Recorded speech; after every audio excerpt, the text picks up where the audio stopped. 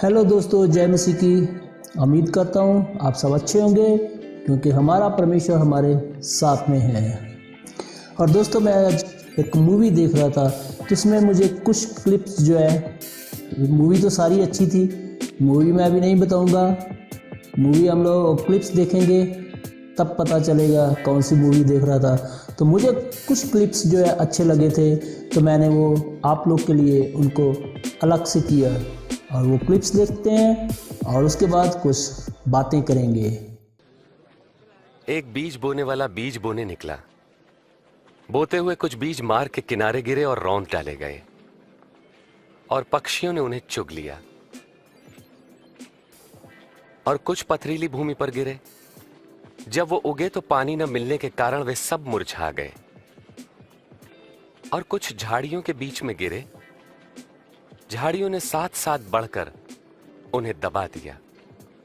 परंतु कुछ बीज अच्छी भूमि पर गिरे और सभी पौधों ने उगकर फल दिया, प्रत्येक ने 100 गुना। गुरुजी, जब भीड़ जमा होती है तो अब उदाहरणों में क्यों बातें करते हैं? परमेश्वर के राज्य के रहस्यों का ज्ञान तुम्हें दिया गया है, परंतु औरों को उदाहरणों में सुनाया जाता है क्योंकि वो देखते हुए भी नहीं देख पाते और सुनते हुए भी नहीं समझते।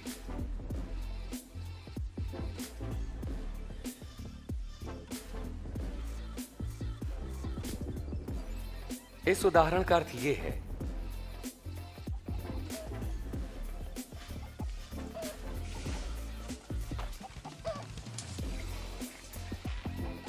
बीज परमेश्वर का वचन है।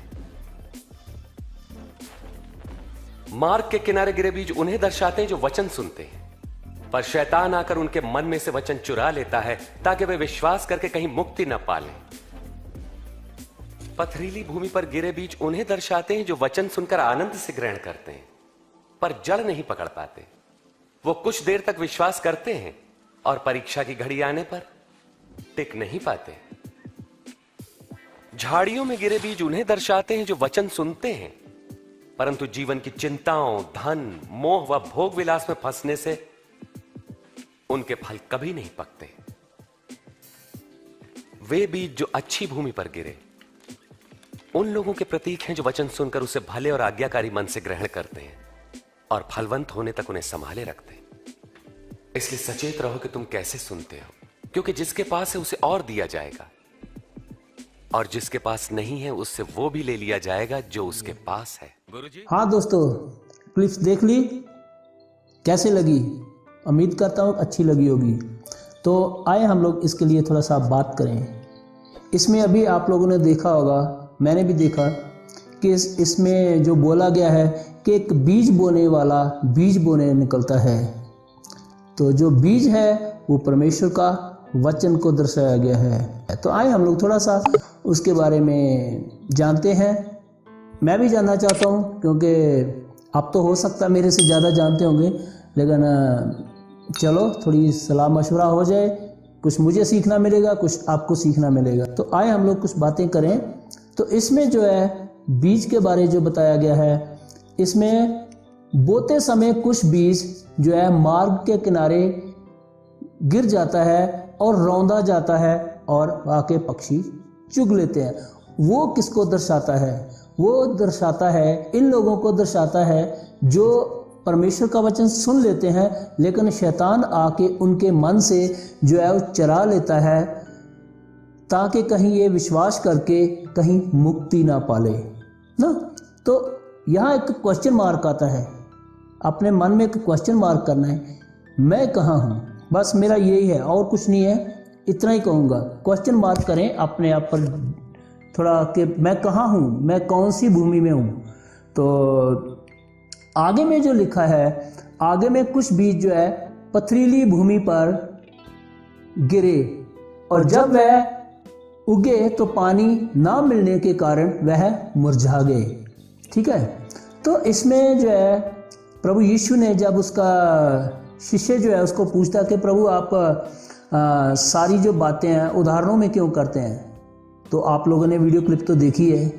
तो उसमें जो परमेश्वर के लोग हैं, जो उनको ये जो बुद्धि दी गई है ना कि तो आगे में जो है जो पथरीली भूमि वाले के बारे में बोला, जो गिरे बीज है वो उनको दर्शाते हैं कि कुछ लोग जो है आनंद से ग्रहण तो कर लेते हैं, फटाफट ग्रहण कर लेते हैं, हाँ हाँ वाकई कल से मैं प्रार्थना करूँगा, कल से मैं ये करूँगा वो करूँगा, लेकिन बोलते कि जैसे वहाँ लिखा ना, अच्छे से जड़ नहीं पकड़ने की वजह से और पानी नहीं मिलने की वजह से जो है मुरझा जाते हैं। तो ऐसे ही है, तो आनंद से ग्रहण तो कर लेते हैं पर जड़ नहीं पकड़ पाते, और वह कुछ देर तक विश्वास करते हैं और परीक्षा की घड़ी आने पर टिक नहीं पाते।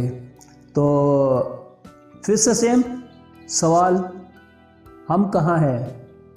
मैं ज़्यादा कुछ नहीं कहूँगा, फैसला आपका है और मेरा है कि हम लोग कहाँ हैं, सिर्फ गौर करनी है।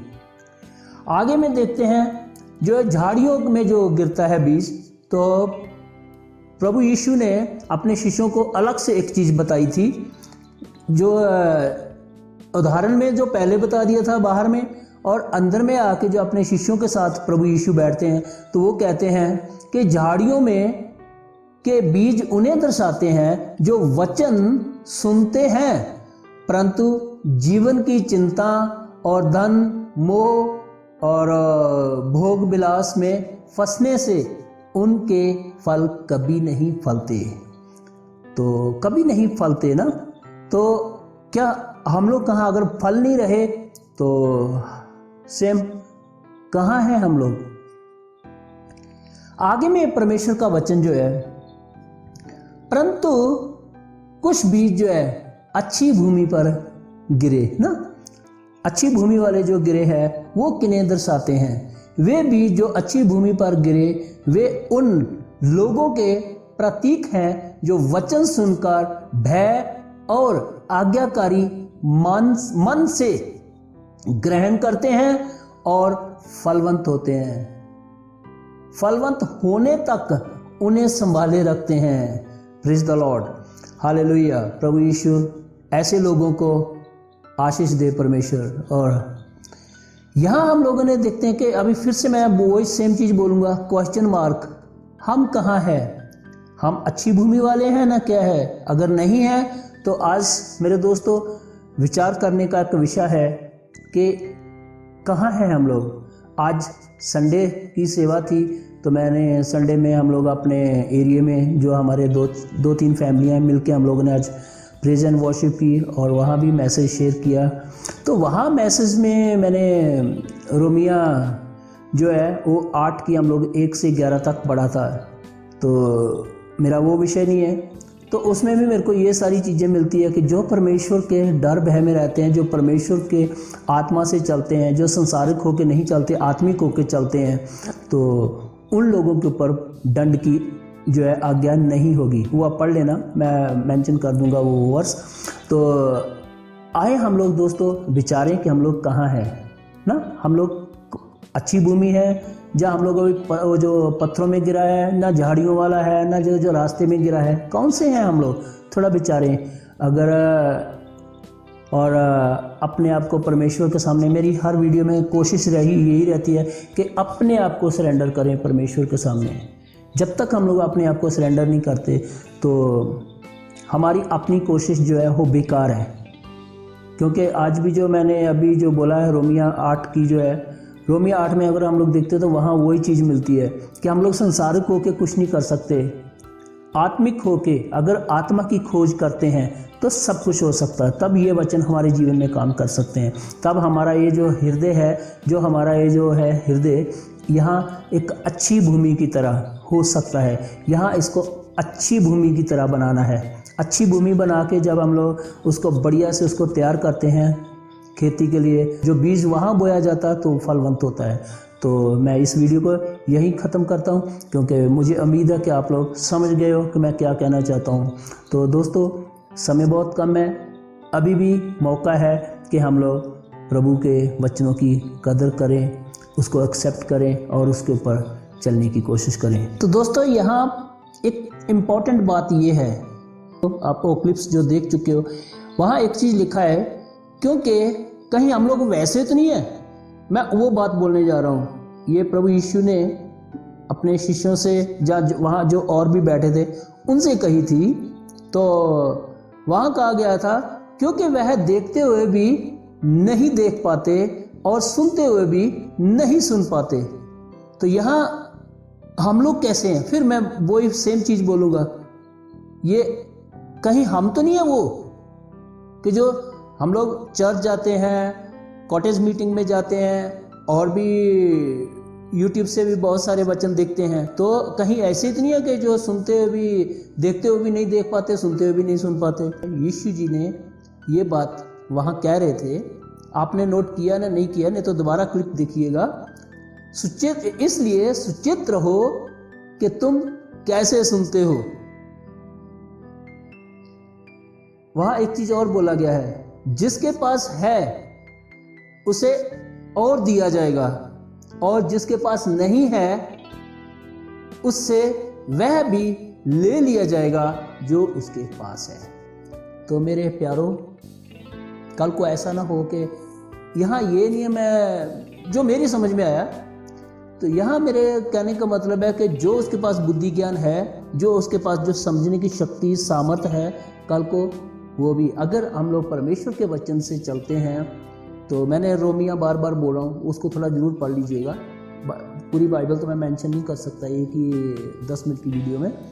तो वहाँ जो है मेरे हिसाब से, जो अगर हम लोग आत्मा से चलते हैं, तो यहाँ वही है मेरे कहने का मतलब। अगर जिसके पास जो बोला है ना, जो उसके पास है तो और दिया जाएगा, तो हमें और बुद्धि ज्ञान दिया जाएगा, परमेश्वर के गहरे भेद हमें और सीखने मिलेंगे, क्योंकि बाइबल कहती है कि मैं तुम्हें गहरी गहरी बातों का भेद भी बताऊंगा।